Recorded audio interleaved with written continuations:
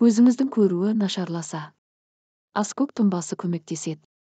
Құрметті пайдалы кеңестер оқырмандары.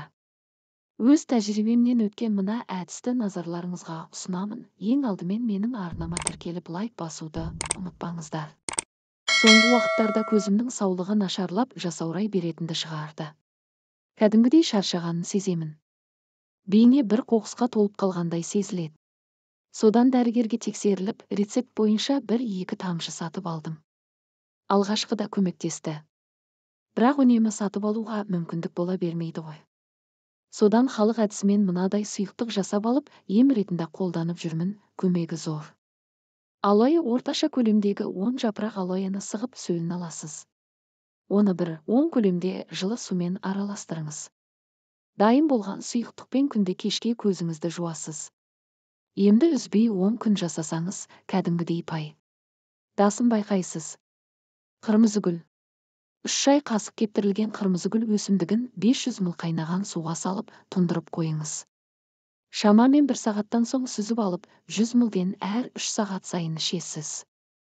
Емделу мерзімі 1 апта. Арада 15 күн үзіліс жасап, емді тағы да жалғастырасыз. Ақжелкен. Ақжелкенді тазалап жуып, блендермен өткізіңіз. Езбені қабатталған дәкеге салып, көзіңізге таңып, 5-7 минут жатыңыз. Картоп. 1 дана ірі картоптың қабығын аршып ыдысқа саласыз. Үстіне салқын су құйып, отқа қойыңыз. Картоп піскенше қайнатасыз. Сосын ыстықтай жақсылап езіп қабатталған дәкеге салыңыз.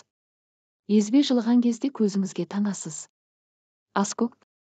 1 ас қасық ас-көк үгіндісін 0,2 қайнаған суға салып, жарты сағатқа тұндырып қоясыз. Белгіленген уақыттан соң тұнбаны сүзіп алып, 2 апта бойы ішіңіз. 1 апта үзіліс жасап, емді қайта жалғастырасыз. Қара жидек. Бұл жеміс көздің саулығы үшін керемет көмектесетін супер дәрі екенін білесіз бе?